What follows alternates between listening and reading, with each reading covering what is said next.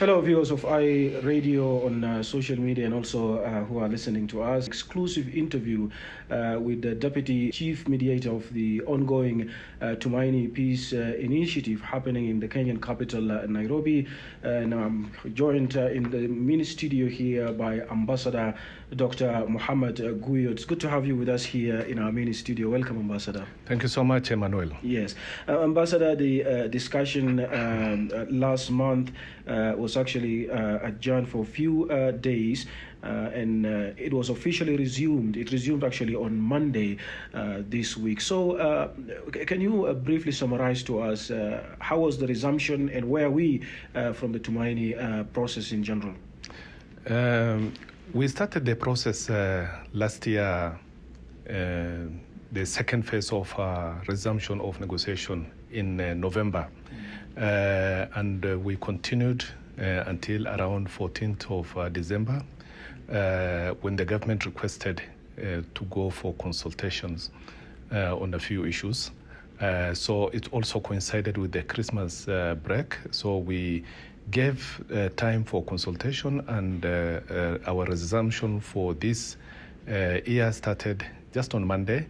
And so far, we are doing well. We have done consultation with the government delegation as well as also with the opposition,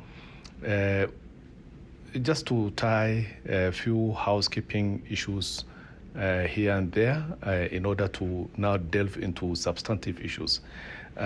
We have had also a joint session with both the government and the opposition. So far, as mediation, we are happy. Yesterday, the government got opportunity to present their position on key elements of the draft framework for Tumaini consensus complement axis, which we gave to the parties sometimes in December. So we expect the opposition to also take time to give their comprehensive response tomorrow at 10 a.m. Not today? Not today, tomorrow at 10 a.m. Today we'll reserve for some consultation with the parties throughout the day. And when you're talking about government position, what are we referring to? I understand it's about 7-page document, but we have not yet officially seen it. Yes, it is basically the government position. It focuses mainly on the 8 protocols which were negotiated last year by the previous government delegation, and they were primarily nothing outside, primarily focusing on those protocols.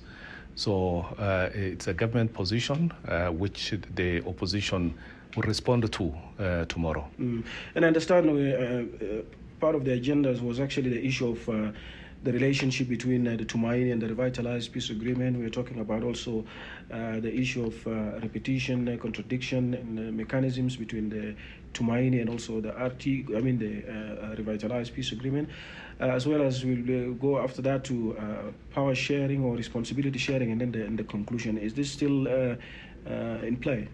Yes, you realize that all those elements of agenda that you have highlighted are part of the draft framework that we gave to the parties. And the parties are, by and large, talking to the same 4 agenda items you mentioned, including also, of course, the responsibility sharing, which is one of the protocols that is still outstanding, as well as also providing opportunity for the parties to give us their outlook for when the agreement will be signed. It's also part of the framework that we provided to the parties. Right, and I understand, Ambassador, previously the position was rejecting actually to listen to the position of the government. But then it's a good news actually yesterday that they listened to the position of the government. How did you bridge that gap as the mediation? Well, the opposition they did not actually reject to listen to the position of the government. It was the mediation that felt that certain technicalities needs to be put in place so that we don't, go back in a reverse gear rather than going forward. So in the wisdom and knowledge of the mediation, we decided to guide the parties on the way forward rather than on the way backward. So this is therefore It's an understanding which we have now all reached. We are happy that yesterday we had a full house with all of us listening to the government position on the protocols. And how are you as the mediation dealing with the concern of the government that there are so many provisions in the initial protocols of the Tumaini are actually, or they are already mentioned, or they are already existing in the revitalized peace agreement. So there's no need actually to add them. And the government rapporteur also mentioned some of the mechanisms, for instance. Yes. The two sides, that is the government and the opposition, negotiated this over the last 4 months or so, between April and August last year. So all those packaged in the protocols were referenced to the R-axis, as well as also a new addition, which was also brought on board. In law, there is no harm in emphasizing points. So making reference is also one of the key issues, the best practice, to emphasize, to make reference, and therefore there is no harm as long as it doesn't nothing violates sovereignty, territorial integrity, political independence, and unity of the Republic of South Sudan. Then every other thing can actually be put in perspective. It can be negotiated. So it's now up to the parties to deal with this matter on how they can compromise and have a win-win solution to this. Right. And what's your view on the concern of the government, also of the SOMA or the opposition, rebranding into United People's Alliance? Well, we've dealt with that issue extensively. Actually, the first day when we met, the whole day was consumed by government wanting to understand, to be clarified that this is not an organization that will disrupt the peace and the stability in South Sudan. So it was clarified by the opposition. By the way, we are very happy with the way the two sides sought clarification, provided response, and finally it was agreed that the new outfit can be utilized by the opposition. Although again, the government was also concerned by the fact that previously the opposition negotiated under SOMA and other opposition group. Where will that now leave the whole negotiation? But these are matters of procedures, technicalities. This one can be dealt with. For us, as mediation, we don't see this as a highly substantive matter. Yeah. And how long will this process take? I mean, the resumption with the Tumaini. People are yearning for lasting peace in South Sudan, and they are hoping that the process will end as soon as possible. Everything, Emmanuel, will depend on the political and goodwill of the parties. This process can as well end within the next 72 hours, depending on the parties. We have done, more or less made significant progress in putting together the protocols. What we are doing now is to focus on these protocols. And for sure, nothing new from outside is there. So if it's a matter of revising, negotiating, realigning things here and there within the protocols, then the parties should be in a position to do it within the few hours, days, and all this depend on the goodwill, on political will, on prioritizing the people of South Sudan rather than sticking to the position of the parties. So as mediation, we have advised both parties to focus on the lives and livelihood of the people of South Sudan, on the prosperity and vision of South Sudan, to have good governance, to have peace and stability, to be counted as one of the beacon of hope and stability in the region. And to that effect, we have advised them to focus on the interest of the people of South Sudan rather than their own respective positions. So that means with the government presenting its position on the initial protocols yesterday, we're expecting the opposition to respond tomorrow. Does that mean the initial protocols have already been reopened again for discussion?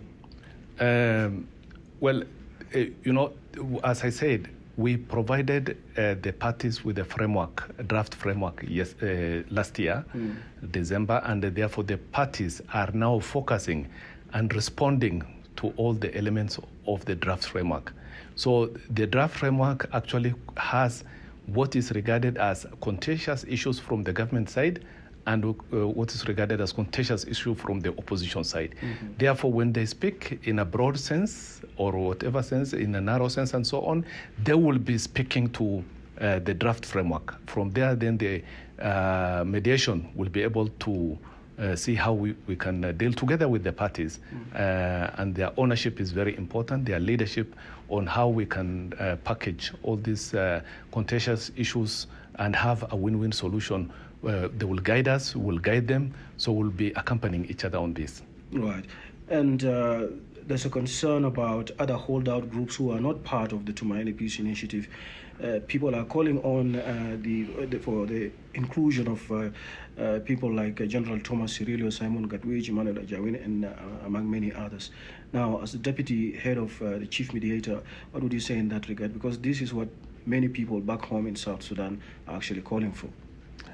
One of the key principles of Tumaini initiative is based on inclusivity. Inclusivity in a broad sense to ensure that the parties, that is the government and the oppositions, are fully included, as well as also the stakeholders, primarily.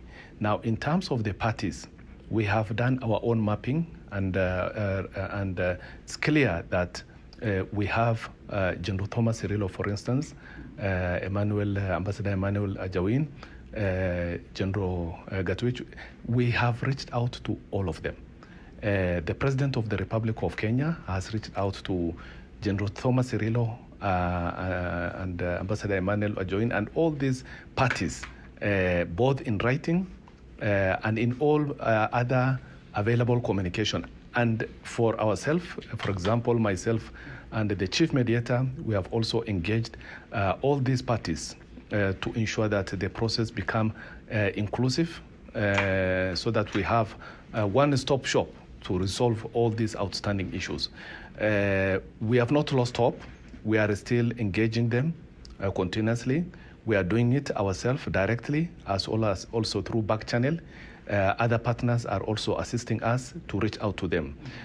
So the ones that we are able to bring on board, we have done that. They are with us here. These are parties who are outside the Rome negotiation. Some of them are here with us, but we will continue to reach out to the remaining group so that we are all a full house negotiating and delivering this peace as comprehensive as possible, and also, as the government of South Sudan said, as the last peace negotiation that will be conducted outside South Sudan. Well, what are they saying? You've been reaching out to them. What are they saying? They have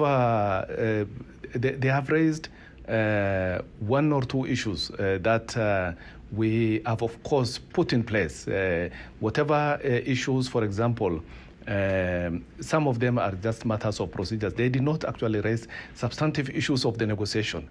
That part we are happy about, because in terms of substantive issues of the negotiation, we've gone by what they already negotiated during the Rome initiative and Center Gidio. Nothing changed on that one. But what they have raised as some of the procedural, some of the logistical issues, which, of course, the President of the Republic of Kenya has taken that into consideration and assured them about the trust and confidence and the best practice that they will enjoy once they come to the negotiation table. Right. And you earlier, Ambassador, before you wind up, you earlier mentioned about what is going to happen today, consultation with the parties. What's in the consultation? And can you mention the parties that are going to be consulted? Yes, we'll consult with the government and as well as also with the opposition. It's about just some to understand how far the opposition has gone with responding to the government position. This is just a matter of some administrative, more of administrative, and then of course also consult with the government so that we have some follow-up consultation after they presented their comprehensive briefing yesterday. Yeah, and finally, there are some people back home casting doubts that this process is another continuation of peace agreement. Peace negotiation after peace negotiation, the issue of accommodation, and people want to go for election back home there. So, what would you tell them to have hope that the Tumaini Peace Initiative will be a success, and it will contribute to the overall lasting peace in South Sudan? The Tumaini Peace Initiative is a continuation of the previous engagement with the opposition group under Sentegidio.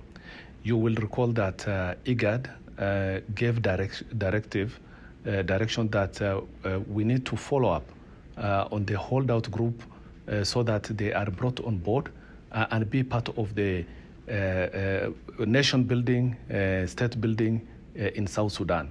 Therefore, this is exactly what Tumaini has done, reached out to all the parties, the oppositions, they are here, and therefore we envisage that our priority is how to deal with the security and the stability as one of the key ingredients for election, and also how to ensure that a new constitution will be put in place, and then make use of the 2 years transitional period where the government extended the transitional period in 2024, so that we make the best use of these 2 years and deliver election for the people of South Sudan to end the transition and put in place a democratization process and good governance in order to ensure that what the South Sudanese fought for is not in vain.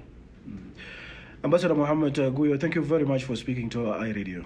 Thank you so much, Emmanuel. Thank you. All right, thanks.